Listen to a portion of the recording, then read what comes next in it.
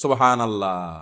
আমি এক বিয়েতে গেছি, 5 মিনিট কোন রকম, 5 মিনিটও হবে কিনা যায় না, 5 মিনিট বহু কষ্টে অপেক্ষা অবস্থান করে তাড়াতাড়ি করে যান বাসায় চলে আসছি, খাওয়া দাওয়া থুইয়া। বলো যে খায়া যান, আমি না ভাই খাওয়ানোর শখ নাই আমার, ভাই মিটে গেছে ভাই, বাইরে চলে আসছে। কারণ পরিবেশ এরকম যে সেখানে একজন ইমানদার মানুষ বসবাস করার, বসার মতো, একটু সময় কাটাবার মতো কোনো সুযোগ। যুবকরা বিয়ে জীবনে কয়বার?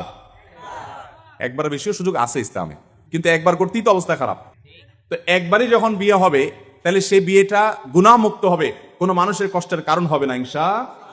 আপনার গান বাজনা করতে মনে চাচ্ছে, আপনি রুমের ভিতরে গান বাজনা করেন, আপনার গুনাহ হবে, আপনি অন্য মানুষকে কষ্ট দিলেন না। যদিও মুসলমান হিসেবে সেটাও করা উচিত না, কিন্তু আপনি যদি হাই ভলিউমে গানের আওয়াজ চালায় রাখেন, আপনি হয়তো অনেক ফুর্তিতে আছেন, আপনার পাশের ফ্ল্যাটে কেউ হয়তো খুব ডিপ্রেশনে আছে, কোনো পেরেশানিতে আছে, তার কাছে এখন গানের আওয়াজ শুনতে ভালো লাগছে না, কিন্তু আপনি তাকে বাধ্য করছেন। অথবা আরেকজন মুসলমান, তিনি আল্লাহর ভয়ে গান বাদ্যযন্ত্র তিনি শুনবেন না, আপনি তাকে শুনতে বাধ্য করছেন।